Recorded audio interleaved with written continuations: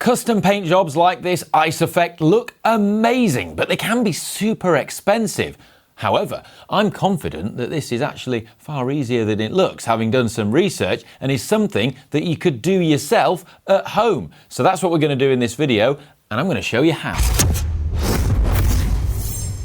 I'm going to be doing this paint job with the help of Ollie from Fatcreations. Now, what he doesn't know about custom painting isn't worth knowing, and he kindly offered his knowledge and wisdom so that I could share it with you. He also suggested that I use custom paints. Now, this paint job takes quite a bit of work, so in order not to make this video too long, we're going to split it into part 1 and part 2. First, I'm going to need a frame to repaint, so I've picked this. It's my old Cervélo P1 TT bike frame. I really like the paint job on this bike, but it's over 10 years old and it's got a lot of wear and tear on it. There are loads of chips, scuffs, scratches and marks in the paint, so I'm going to give it a new lease of life and upcycle it into something really special. And the other advantage of this particular frame is that it's aluminium, which makes it much easier to demonstrate the custom painting process to you guys, because the first step is you've got to prepare the paint surface for painting. And on an aluminium frame, you can shot blast it to remove the existing paint. You can't do that on a carbon frame. You have to take the paint off by hand using wet and dry paper, and that's a much more laborious process. It takes much more time. So to show you how to paint, this is the most efficient way possible. So let's go get it shot blasted.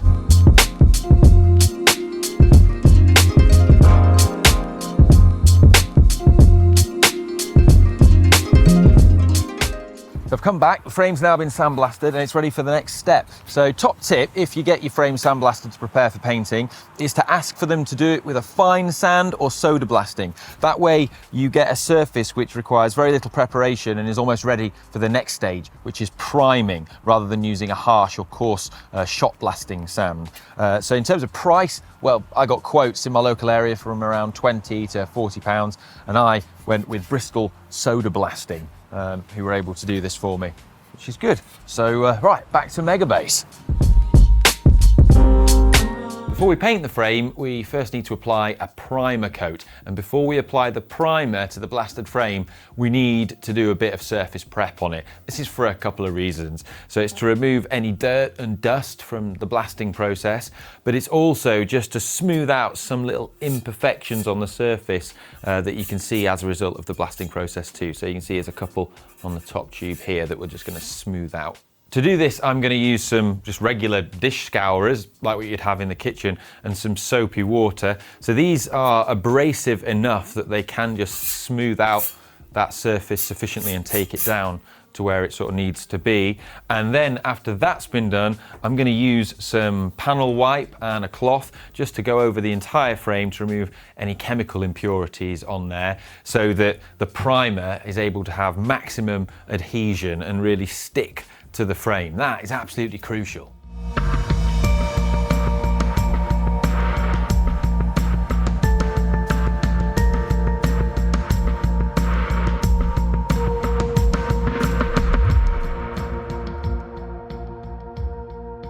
In order to remove some of the imperfections, I used some light sandpaper rather than the Scotch-Brite sponge, because this has greater abrasion. You might need this too, and it's absolutely fine to do. First step is to remove the paint that's already on the bike and prepare the surface, which we've done, and then prime the frame, which is the stage we're at now. So in order to do that, I'm going to be applying this primer coat. Then once this primer coat's been applied, you then key that back and prepare that surface so that with 600 wet and dry, so that you can add your base colour. We will then apply the next colour over the top of the ice effect, which in our case is going to be white. And then once that's been applied, we will then rub that back to reveal the sort of crystal effect that's been left by the ice effect paint. And then the final stage will be to lacquer the frame and protect all that paint and then polish it up. And hopefully we'll have an amazing ice effect coloured frame. But onto the priming. So a few top tips for you when you're spraying with rattle cans, either primer or paint. The first one is you don't want to be breathing this stuff in, so always spray in a well-ventilated area. That's why I've come outside and I've put some sheets down to catch overspray. And always wear protection, kids. I'm going to be putting that on so I don't breathe it in. And then you also want to make sure the temperature of the paint is right. So it's quite cold today, so either you can use a hairdryer to warm the paint up, or you can do what I'm going to do, which is put it under a hot tap and get it warm that way. This is so that the paint atomizes more effectively and you get a nice even coat. But before you do start spraying on the frame, what I'm going to do is put a piece of card down and just spray onto that first to check that the paint is behaving, coming out the can as I want it to. And when you do start spraying, you want to hold the can roughly 25 centimeters away and just apply nice, even strokes and light coats of the primer, and not just hammering it on in one place, because that'll result in, well, drips and blobs of paint and you won't get a nice even coat. You can see that actually with my first primer attempt, that's exactly what happened. So I'm going to actually have to take that back with some sandpaper or some wet and dry after the primer coat has dried. It's not the end of the world though, because we will be keying this primer surface with wet and dry anyway, so that the paint, the first base coat, adheres better to it. Another top tip is you want to suspend the frame like I've done here in this bike stand. I've actually used an old brake cable to do that and just tied it round here. Now I'm actually going to spray in two orientations. So first I've got the frame suspended sort of vertically like this. I'm then going to, when the first coat's been applied, actually turn it upside down and suspend it probably from the bottom bracket and then spray from the other side. And that's just so that you get paint in all the hard to reach areas and on both sides. It's quite difficult to get paint in, say, the underside when you're spraying from the top side.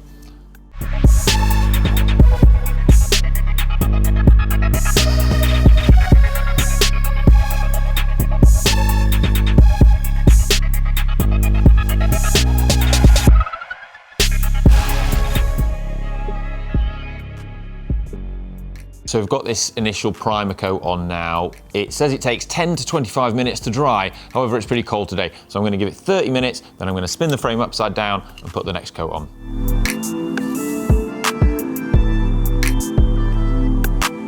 Primer's dried. I've now turned the frame upside down to do the second coat. You can see why you do this, because now you can see there's like a gap where the primer didn't reach when it was the other way up. So let's do it again.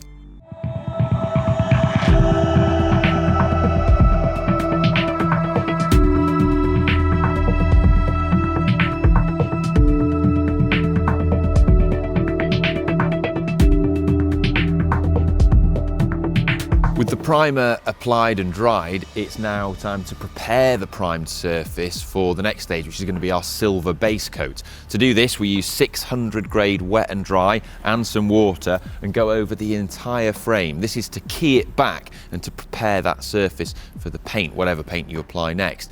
Now, it really is worth getting the priming stage right, and if you're a beginner and you don't paint professionally, you might have made a few mistakes. There might be a few blobs or drips primer on there and creating an uneven surface.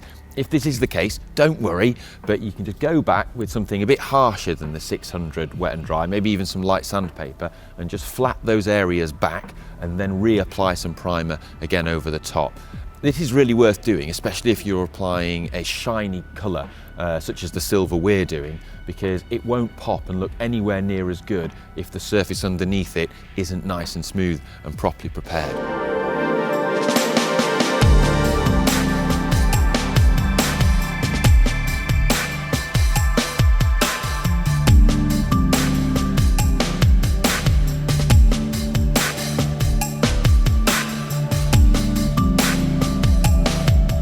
Now I'm going to apply the silver base coat, so we're going to apply 2 to 3 coats of this, and you leave around 10 to 15 minutes between the coats.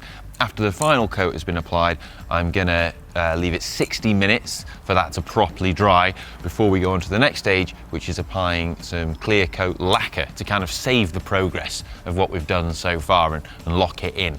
So I'm going to do that now.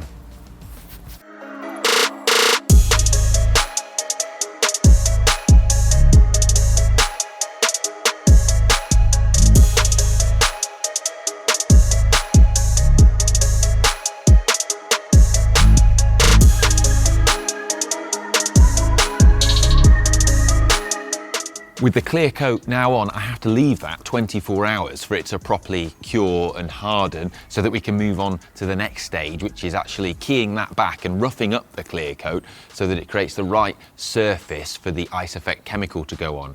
So that's a good point at which to leave this video, and in part 2 is when I'll do the ice effect and finish the frame off. So if you want to make sure you catch that, then be sure to subscribe if you haven't already and turn notifications on so that you'll find when that video drops. I'm really excited. I think it's going to look so cool, and I think it's just great to be able to show that this is something that you can do at home, and that's all thanks to Ollie from Fatcreations. So cheers, Ollie, because he's been giving me the detailed instructions to do this, which is what I'm relaying to you. So, well, if you enjoyed this, give it a thumbs up, and yeah, I'll catch you in the next part. I'm proper excited.